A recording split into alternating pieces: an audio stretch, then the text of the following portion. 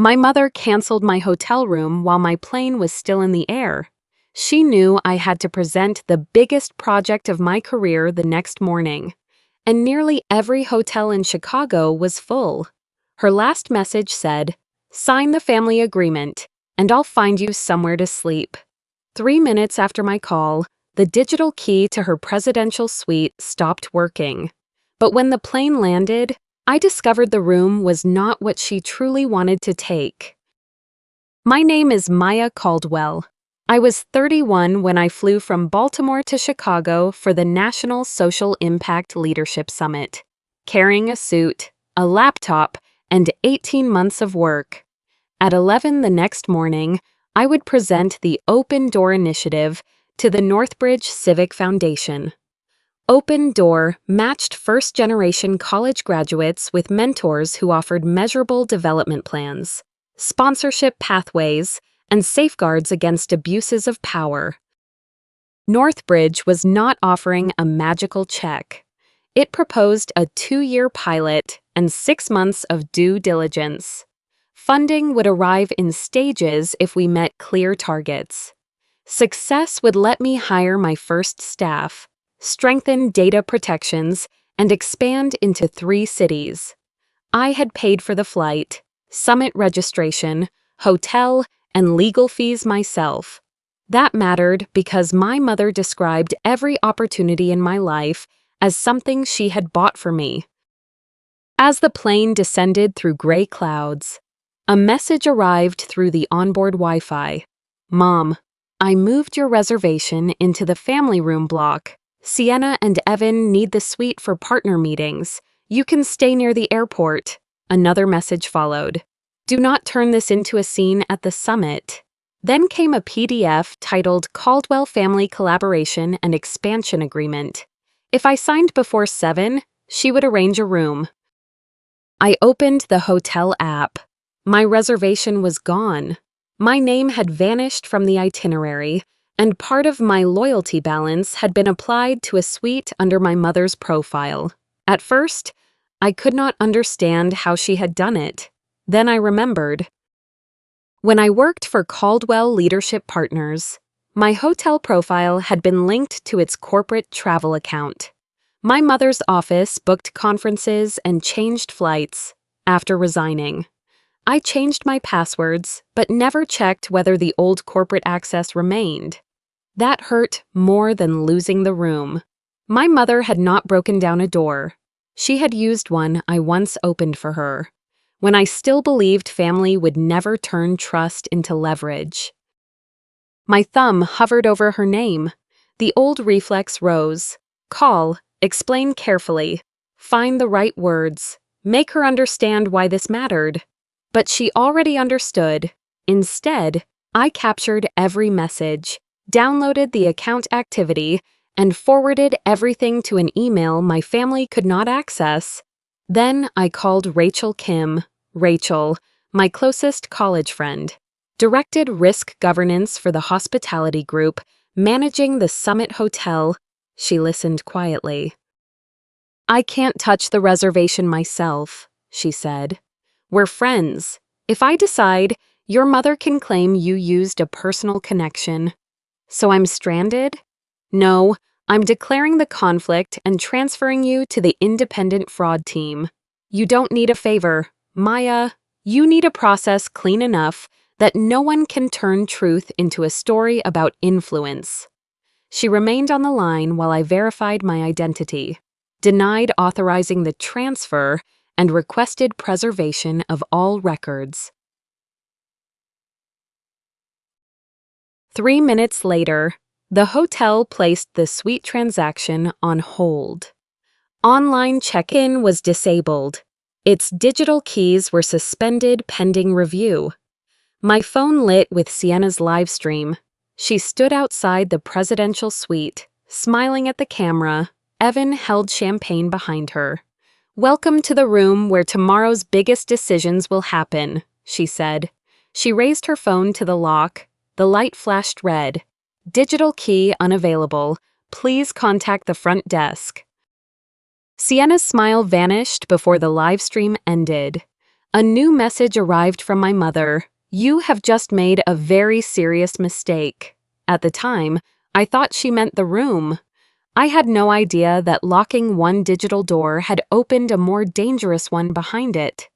I did not yet know that inside that suite, they were preparing an evening built around my project, my language, and my name. At baggage claim, Sienna waited beside Evan and a driver holding a sign that read, Caldwell Leadership Partners. She looked polished and concerned. Mom didn't cancel your room, she said. She reorganized the family resources. I set my carry-on upright. How does something I paid for become a family resource? Evan gave me the smile he used whenever he wanted condescension to sound reasonable. Don't let an accommodation issue damage a professional opportunity. My accommodation became an issue because someone changed it without permission. Sienna touched my elbow. Come with us. Mom gave up the suite and secured 3 regular rooms. You can have one after we settle the project situation before dinner. What dinner? For half a second, she looked at Evan. Then a cream invitation slipped from the folder under her arm. Caldwell Leadership Private Partner Reception. In the lower corner was a simple open door symbol, my symbol. I had drawn the first version on a legal pad 18 months earlier and paid a designer to refine it for Open Door Initiative. Sienna snatched the invitation back. It's temporary artwork, she said. No one is claiming anything. Then why is my logo on it? Evan took my suitcase handle without asking. I pulled it back. The car is outside, he said. Chicago has 2 major conventions this week. Almost every decent hotel is full. That part was true. I'm not getting in your car. Sienna's expression hardened. Then what are you planning to do? Find somewhere that doesn't require my signature in exchange for a bed. I walked away. The first hotel I called was sold out. So was the second. The third had 1 suite at a rate higher than my monthly rent. The fourth had a room near O'Hare, almost an hour from the Summit Hotel during morning traffic. I booked it with my personal credit card. No one rescued me. No hidden reservation appeared. No executive made space because my situation was unfair. By the time I reached the smaller hotel, I was hungry, tired, and wearing clothes that smelled faintly of airplane coffee. My room was beside the ice machine. The desk barely fit my laptop. My navy suit was wrinkled, my phone battery showed 9%, and the vending machine downstairs had become my dinner plan. I plugged in the charger and reopened the PDF my mother had sent.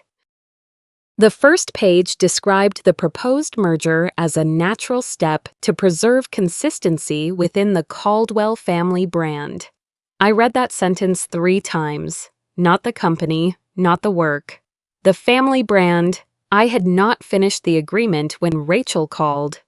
The security team confirmed the reservation change came through the old corporate travel account, she said. A consent document bearing your signature was uploaded with the request. I never signed anything. They haven't determined who uploaded it yet. What else can you tell me?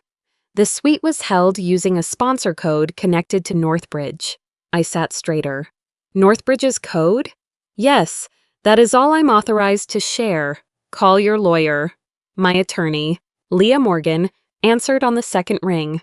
I told her my mother was stealing my idea. Stop there, Leah said. An idea is too broad. Tell me exactly what they used, where they used it, and who saw it. I opened Sienna's social media. A new post showed her in the hotel lobby beneath a Gold Summit banner. Tomorrow, we introduce a system connecting first-generation talent with the people who hold the power to open doors.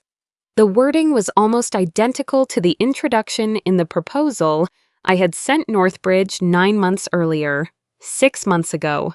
My mother had read that proposal and said, "People without power do not need more mentors. They need to learn how to make powerful people want to help them. She had called Open Door 2 idealistic to fund. Now she was using it to fill a private dinner with sponsors. I returned to the agreement and scrolled to the final pages. All rights relating to brand identity, program content, research data, and sponsor relationships shall be assigned to Caldwell Leadership Partners. My proposed role appeared beneath it. Program Director, Salaried Employee. Sienna's appeared next, Co-founder and Chief Brand Officer. They had not canceled my room because they needed somewhere to sleep. They had taken away my safety so they could sell it back to me in exchange for my company. I created a folder and named it Chronology. Then I began building the kind of record my mother had always underestimated. The first document was a photograph of the legal pad where I had sketched Open Door's earliest model. I added the cloud storage history showing every revision, participant interview notes, pilot agreements with 2 community colleges, signed data consent forms, the invoice from the designer who refined the logo, and the email confirming Northbridge had received my proposal 9 months earlier. I included the trademark application for the name and symbol.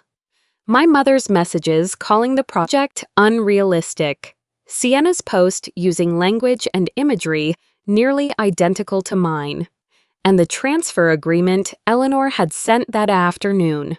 Leah stayed on the phone while I organized everything by date. You cannot own the general idea of career mentorship, she said. No one can. What you can prove is which documents you wrote, which data you collected, who owns the logo and brand, who submitted material to the sponsor first, and whether your family ever received permission to use any of it. Her precision steadied me. Facts had edges. Family arguments did not. While searching old emails, I found the message my mother sent after I won a university research competition at 21. You are intelligent, she had written, but Sienna understands how to make people pay attention. A year later, when Sienna's campaign for a local nonprofit attracted regional coverage, Eleanor had told her, if you had Maya's discipline, you might build something that lasts. Every compliment in our house contained a small injury meant for the other daughter. For years, I thought my mother had chosen Sienna as the valuable one and me as the difficult one. Looking at those messages, I finally understood that she had not chosen either of us. She had chosen the competition. As long as Sienna and I measured ourselves against each other, we kept returning to Eleanor for the final score. Leah interrupted my thoughts. There is a problem we need to examine, she said. You researched workforce development programs while employed by Caldwell Leadership Partners. Eleanor may argue that Open Door uses company material. My stomach tightened. We separated everything into 4 categories. Research I had completed as an employee. New data collected after I resigned. General professional knowledge no company could own. And material that legitimately belonged to Caldwell Leadership Partners. I checked every interview date, contract, survey, invoice, and consent form. The Open Door data had all been collected after my resignation under separate agreements funded from my own account. None of the pilot participants came from my mother's client lists. None of the colleges had contracts with her company. Then I found something I had spent 3 years trying not to remember. It was an email chain concerning a completion report Caldwell Leadership Partners had submitted to Northbridge. The actual completion rate was 62%. Eleanor had instructed me to report 71 by removing participants who stopped responding before the final survey. I had refused. 3 weeks later, I resigned. I never told Northbridge why. At the time, my mother had closed her office door and said, "If you report this, 80 people could lose their jobs because you need to feel right.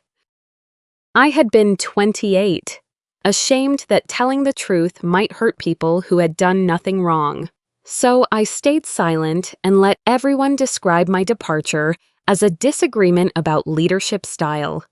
Now I understood why Eleanor needed open door inside the family company. If Northbridge funded me as an independent founder, someone might ask why I had left Caldwell Leadership Partners. Outside her organization, she could no longer control my answer. Leah drafted a careful email to Naomi Ellis, Northbridge's program director. It did not accuse my family of theft. It stated that a sponsor-associated reception appeared to be using language, branding, and program materials substantially similar to a proposal Northbridge had already received from me. We attached a short timeline and offered the source documents. Naomi replied 12 minutes later. I can meet Maya at 7:15 p. Bring the original materials. We will not make findings during the initial meeting. I looked at the clock. The meeting would take place inside the same hotel where my family was waiting. Then another message from Eleanor appeared. Be in the lobby before 7. Bring the pen I gave you at graduation. I knew exactly why she wanted that pen. She wanted me to use it to sign my own name out of everything I had built. I reached the Summit Hotel carrying my suitcase, laptop, evidence folder, and a navy suit that the bathroom steam had not completely rescued. Eleanor sat in the lobby with Sienna and Evan. She looked calm because executives and conference guests were passing behind me. Maya, she said, as if we were meeting for coffee. Sit down. She placed a blue folder on the table. This is how everyone wins. I opened it. The agreement required me to withdraw my individual application from Northbridge. Open Door would grant Caldwell Leadership Partners the right to use its program materials, research, branding, and sponsor relationships. Eleanor would control finances and hiring. Sienna would manage the brand. Evan would receive an investor-finding fee. I would become program director. Every public statement about a dispute required company approval. Every disagreement had to remain inside the family. I looked up. Where is my ownership? Eleanor folded her hands. Ownership is something people discuss after they prove they can lead. I have spent 18 months building this. And who paid your college tuition? She asked. Who found your first internship? Who introduced you to people who answered your calls? Who lent you money when you moved to Baltimore? The Caldwell name opened doors before Open Door existed. There it was, the invisible invoice. For 1 second, I saw uncertainty cross Sienna's face.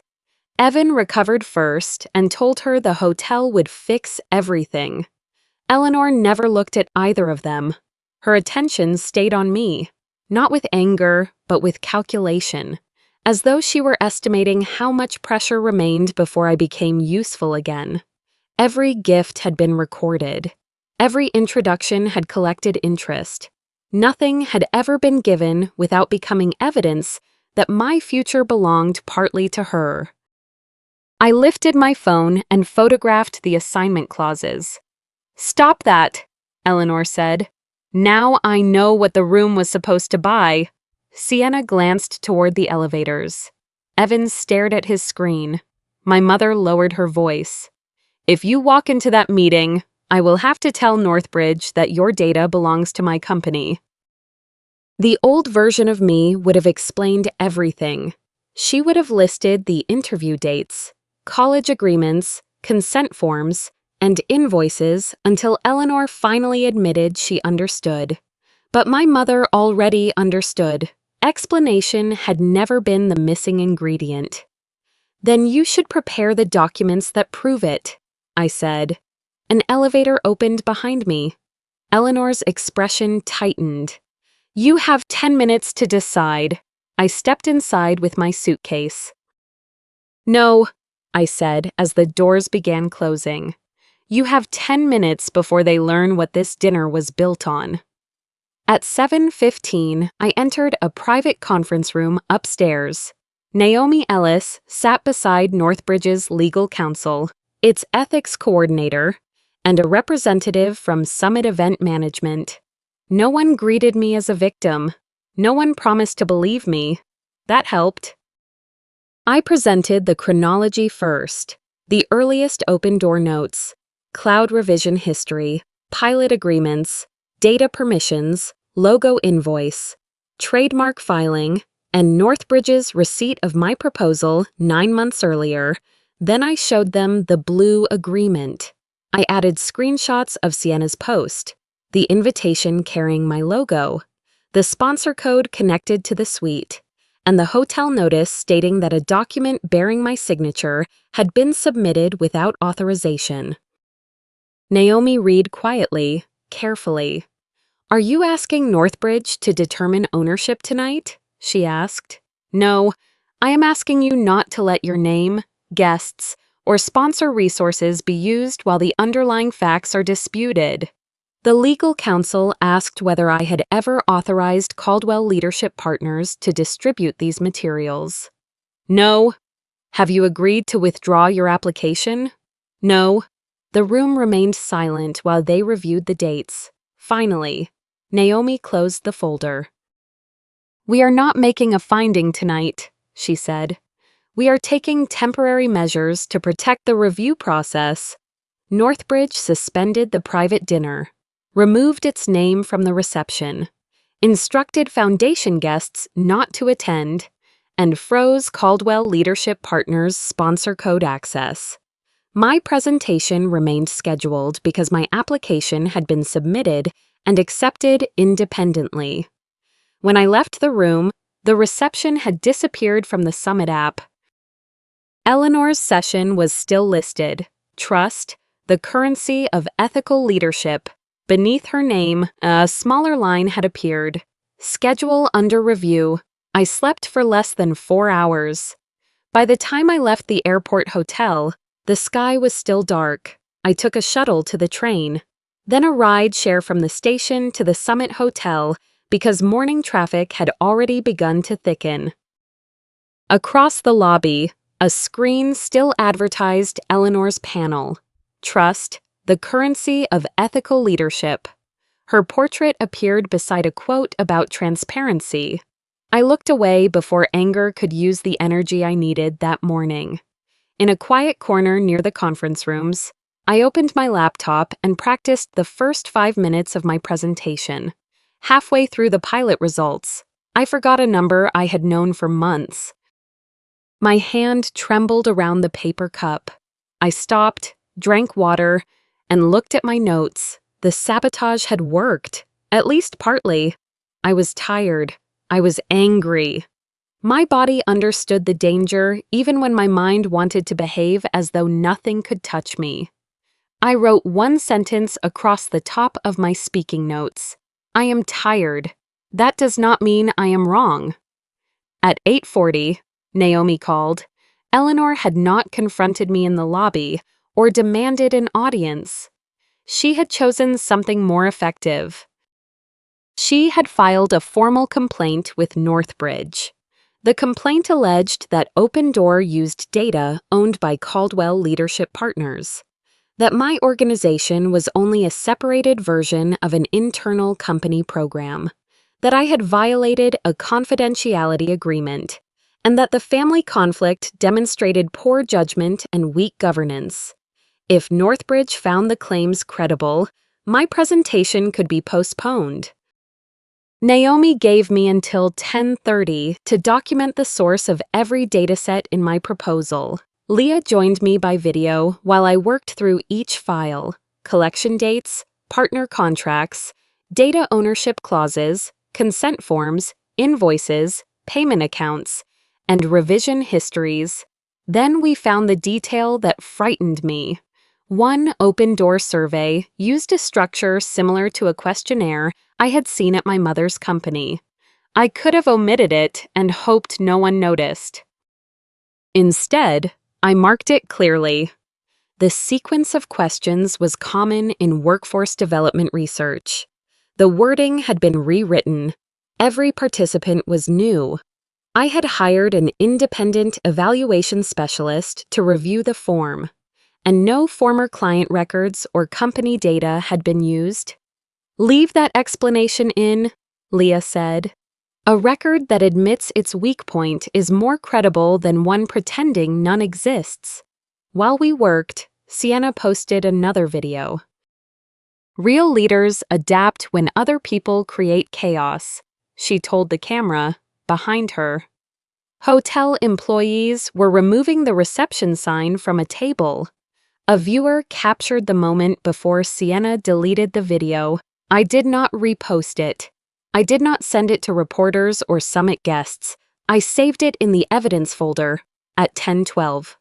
Rachel sent me an official notice from the hotel's independent investigation team. The consent document had been uploaded through an account registered to Evan. Rachel had taken no part in the finding.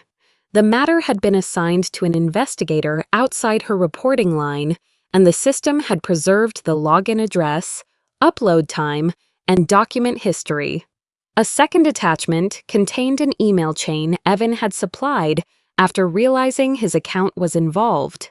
3 days before the summit, he had written to Eleanor, "I need written confirmation that Maya has agreed before I submit the request." Eleanor had replied, "When she realizes she has nowhere suitable to stay, she will sign, hold the suite first." Evan had saved the exchange to protect himself if the arrangement failed. Instead, it proved he knew I had not consented. Until that moment, the plan could have been described as a misunderstanding assembled from suspicious actions. Now it existed in their own words. At 10:28, Leah sent our source index to Northbridge. Naomi called 5 minutes later. "Your presentation will proceed as scheduled," she said. "The documentation is sufficient for us to continue reviewing the application independently." I closed my eyes. Then she added, "That is not a final determination. Even if Open Door is independent, the board must assess whether this conflict creates governance or reputational risk for your organization." After the call, I looked through the glass wall at the summit banners and the leaders moving between rooms with polished badges and practiced confidence. Proving my family wrong would not be enough. I had to prove I could build an organization that would not repeat the system that had created me. 70 people filled the presentation room when I walked to the front. I did not mention my mother. I did not mention the hotel, the forged consent form, or the blue agreement waiting in Northbridge's evidence file. I began with the problem Open Door was built to solve. First-generation graduates often had mentors willing to offer advice, but advice was not the same as access. They needed sponsors who would recommend them for assignments, introduce them to decision-makers, and explain the unwritten rules that shaped opportunity. Open Door matched participants using 4 factors: career goals, industry, barriers to access, and the amount of time both people could realistically commit. I explained the privacy system, the limits on data collection, and the reporting process participants could use if a mentor crossed a professional boundary or abused their influence. The organization would have an independent board. Every major expense would require 2 approvals. No person could request a transaction, authorize it, and benefit from it at the same time. When I presented the pilot results, I gave the numbers without decoration, retention rates, completed mentoring sessions, and the number of participants introduced into professional networks they had not previously been able to reach. Then I presented the limits. Our sample was small. The model had not been tested across several cities. We needed more time to determine whether early access produced lasting career mobility. I watched one board member underline that sentence. For years, I had seen my mother treat uncertainty as weakness. That morning, I understood that naming what we did not yet know was part of protecting the people whose lives would be represented by our numbers. During questions, a board member asked, "How dependent is this organization on your personal relationships?" "If Open Door only works when I am in the room," I said, "then it is not a system. It is a personal network wearing the name of an organization." Another member asked about the family conflict. I paused, not because I lacked an answer, but because I wanted to give one that did not turn the room into a courtroom. This conflict demonstrates why ownership, data rights, and access cannot depend on blood relationships or verbal promises. I said, "A mission is not protected by good intentions. It is protected by governance that applies even when trust fails." No one applauded. They wrote notes. Several asked follow-up questions about oversight, consent, and measurable accountability afterward. That felt more valuable.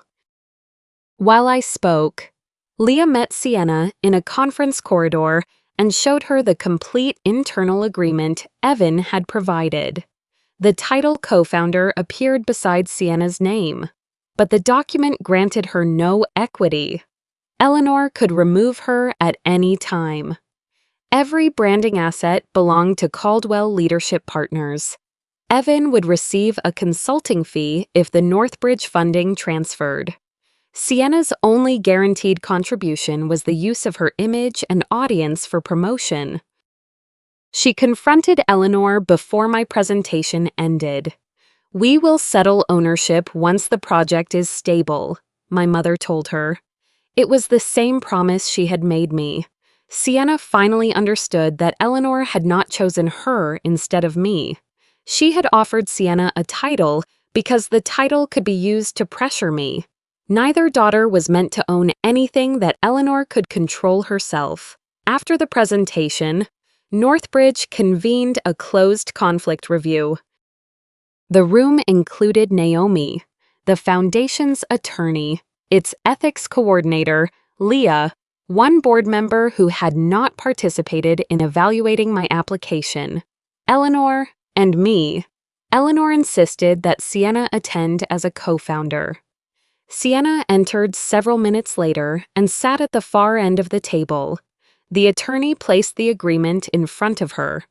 "Do you have any separate document granting you ownership in Open Door, its intellectual property, or the proposed family organization?"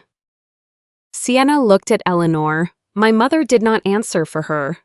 The silence seemed to remove something from Sienna's face. Not confidence exactly, more like the practiced brightness she wore whenever our mother was watching. "I have messages saying I would be a co-founder," she said. "Do you have equity documents, voting rights, or a signed ownership agreement?" Sienna lowered her eyes to the blue folder. "No," she said. "I only have a title." Eleanor looked at her as though Sienna had committed an unforgivable betrayal. I knew that expression. I had spent 30 years believing it meant I had failed some moral test I should have understood. For the first time, I saw it directed at someone else, and I understood. That look had never proved that either daughter was wrong. It appeared whenever Eleanor realized she was losing control. The attorney began by asking Eleanor to explain the basis of her claim. My mother sat straighter. "I paid Maya's tuition," she said. "I introduced her to organizations she could never have reached alone. I gave her first job, placed her around experienced professionals, and encouraged her to develop ideas inside Caldwell Leadership Partners. Open Door did not appear from nothing. It grew from the environment I created." I did not interrupt. Some of what she said was true. She had paid tuition. She had introduced me to people. She had opened doors before I knew how to knock on them myself. "Mom helped me," I said.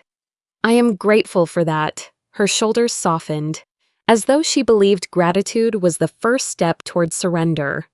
But gratitude does not create retroactive ownership, I continued. Parents who pay for music lessons do not own every song their adult child writes later. I separated the facts carefully. There were opportunities Eleanor had given me. There was work I had completed while employed by her company, which properly belonged to Caldwell Leadership Partners. There was knowledge I had gained through experience that no employer could own forever. And there were open doors documents, data, contracts, branding, and pilot results created after I left and never assigned to anyone else. Eleanor's composure finally broke.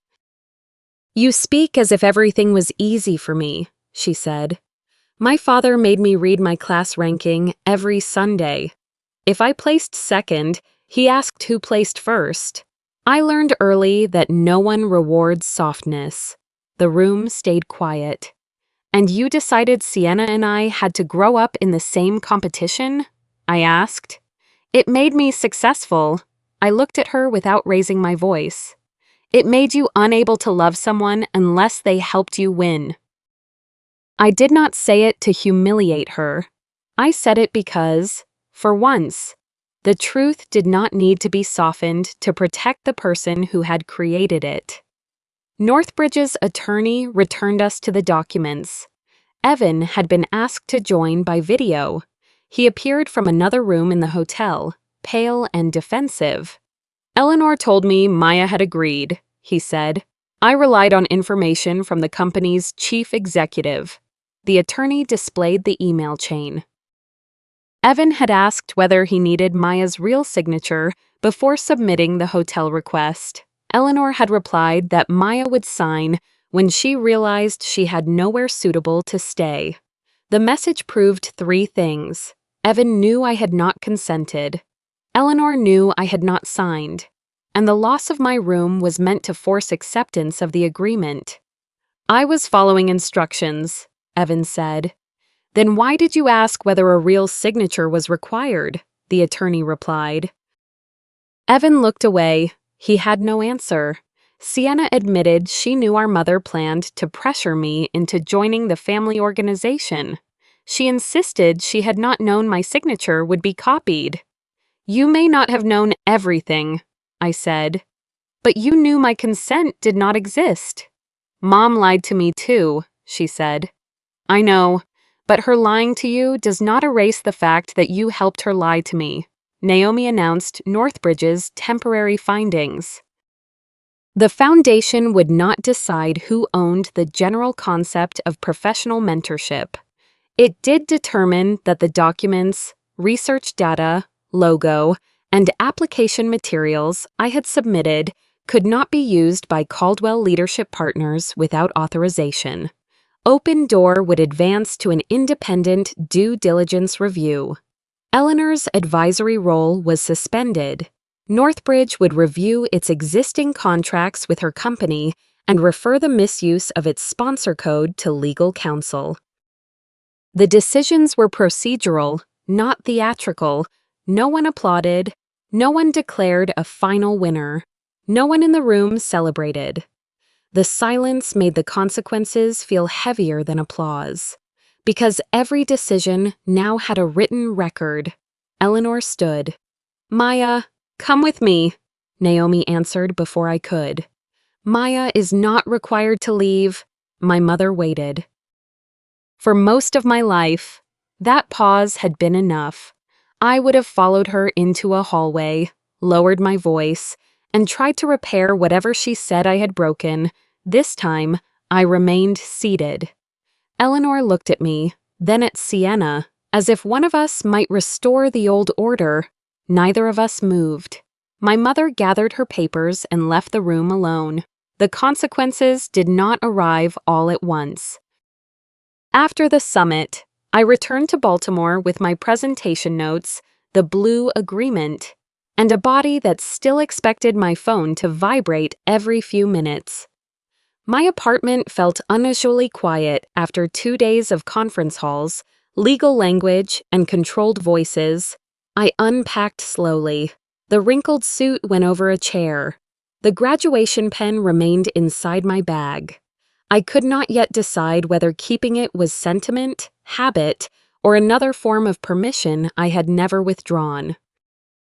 The first thing I did was change every password connected to my work and travel accounts. I revoked the old corporate travel access, enabled two-factor authentication, asked the hotel to preserve all digital records, and filed a formal fraud report.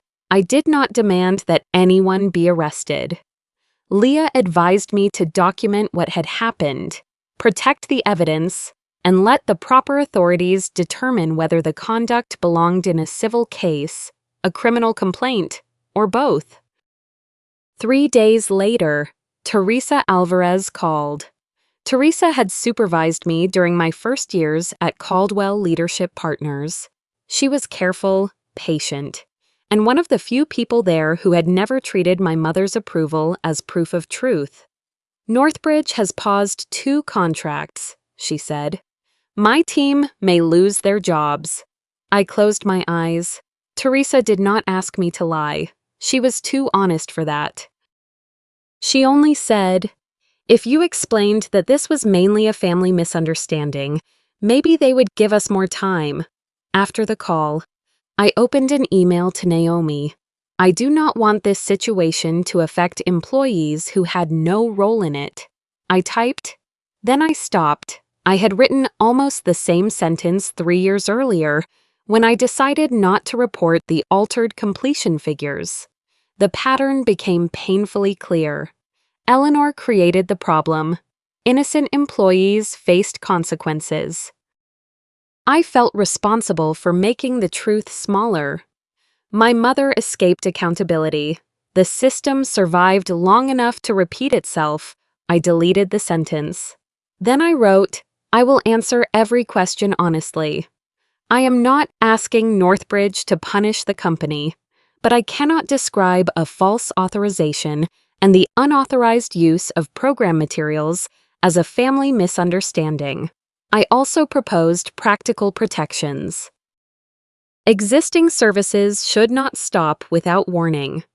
Northbridge could create a transition period. Employees who were not involved should be allowed to apply to the organization taking over the contracts.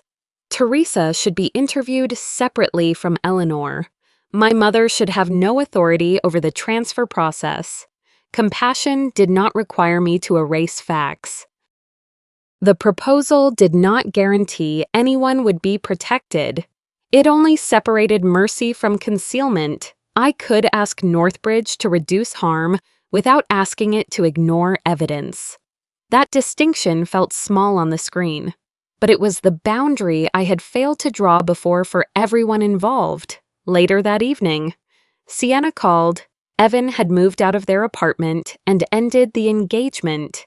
He was telling people Eleanor had pulled him into the scheme and concealed the risks. Sienna wanted me to tell the lawyers that she had not known my signature was copied. "I will say exactly what I know," I told her. "No more and no less." There was a long silence. "Do you think there is still a chance for us?" she asked. "Maybe," I said.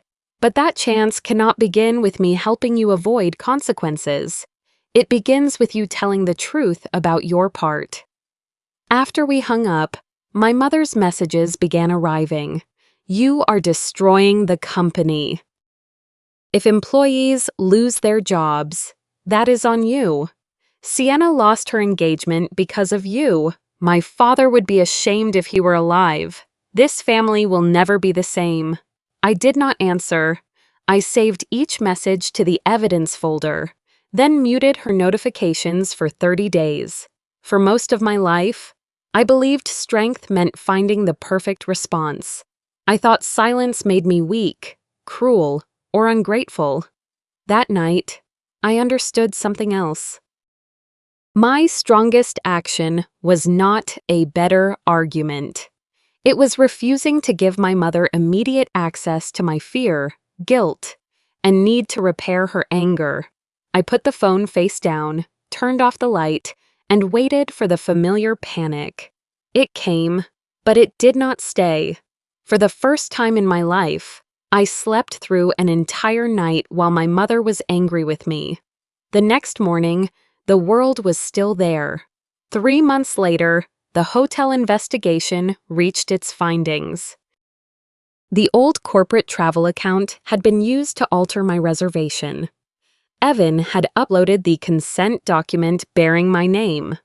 The signature had been copied from an employment agreement I signed years earlier, and Eleanor had sent that agreement to him before the summit.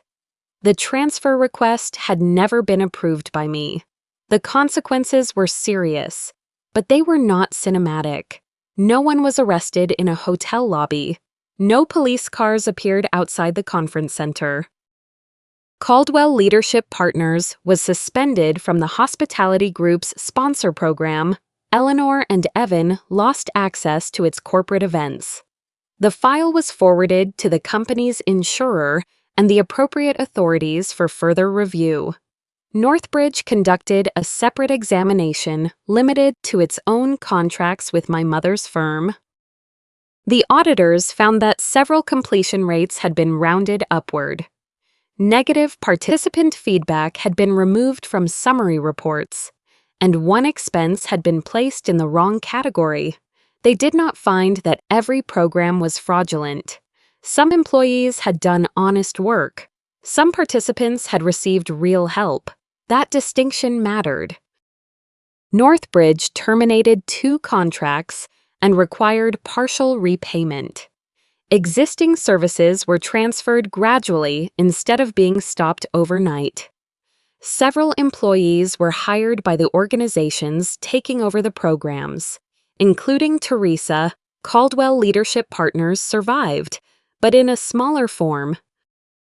The company had a board, 2 minority investors, a professional liability policy, and a credit line tied to governance requirements. Those structures prevented Eleanor from simply ignoring the findings. The board asked her to step down as chief executive and move into a temporary non-executive role while the contracts and reporting systems were reviewed. She did not lose her house. She did not lose every client. Her friends did not all abandon her. But she lost the things she valued most: complete control. The title of Ethical Leadership Authority and the ability to tell the only accepted version of our family story.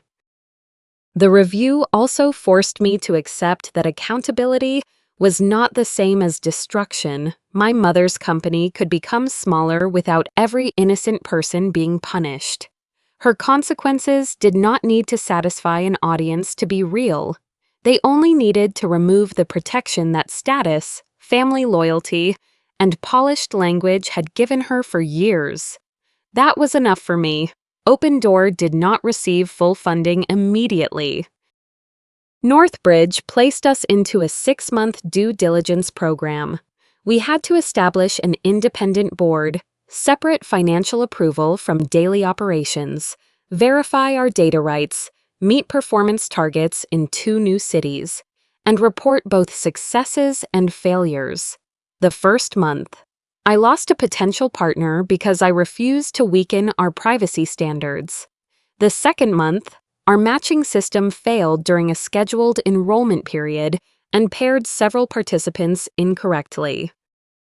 The third month, engagement was lower than our forecast. I reported all of it. For years, I had watched organizations polish uncertainty until it looked like success. I wanted Open Door to survive, but not at the cost of becoming another place where disappointing facts disappeared. Northbridge did not punish us for admitting the problems. The reviewers asked better questions, helped us revise the process, and trusted our later numbers because they knew we had not hidden the earlier ones. Sienna's life changed more quietly. She sold several designer bags and pieces of jewelry to pay debt after Evan left. She moved into a smaller apartment and began consulting for local businesses that needed brand strategy but could not afford a large agency. For the first time, She used written contracts that clearly defined payment, ownership, and decision-making authority. One evening, an email from her appeared in my inbox. Mom never intended to give either of us real control. But you were right. That does not erase what I did. I read it twice. There was no demand for forgiveness, no explanation about stress, no request that I repair what had happened between us. I did not answer immediately. I also did not save it in the evidence folder. Instead, I created a different folder and moved the message there. I named it Possible Beginnings. 6 months later, Open Door exceeded every target in Northbridge's review. The foundation approved expanded funding in stages, tied to continued reporting and independent oversight. We hired 5 employees, formed a board with no family members, and separated financial authority from daily operations. Every major transaction required 2 approvals. No single person controlled the accounts. Access permissions were reviewed every quarter, and our reports included failures besides successes. Our office was not impressive. It had one narrow glass wall, a conference table bought from a company closing across town, a coffee machine that jammed twice a week, and a cabinet door that never shut completely. During one late meeting, we ate pizza from paper plates while reviewing a disappointing retention report. There were months when cash flow tightened, days when participants missed meetings, and mornings when I checked access logs more often than necessary. Building an organization did not erase what happened. It gave the memory somewhere useful to go. A new employee asked, "Who keeps the banking password?" "No one keeps every permission," I said. Trust does not mean surrendering control. On the day I signed the final funding agreement, I used an ordinary black pen from the supply drawer. Not the graduation pen my mother had once given me. I watched my signature settle across the page for the first time in months. Seeing my name on a contract did not make me feel invaded. It was not evidence, leverage, or something another person could use while I was absent. It was simply my name. I kept Caldwell. Not to protect Eleanor's reputation, and not because I believed the family name belonged to her version of us. I kept it because she did not have the right to decide what Caldwell could mean after her control ended. Sienna and I did not become close again overnight. We spoke about once a month. The boundaries were simple. She could not carry messages from our mother, ask for private information about Open Door, enter my apartment or office without an invitation, or use our childhood as a reason I owed her immediate forgiveness. Some conversations lasted 10 minutes. Some ended awkwardly. Once, after she defended one of Eleanor's choices, I ended the call without explaining myself for another hour. The old guilt still appeared. It simply no longer made decisions. Eleanor continued sending messages that blamed Northbridge, Evan, the hotel, Sienna, and me. I did not answer. A month later, one message arrived without accusation. "I should not have signed your name." 7 words.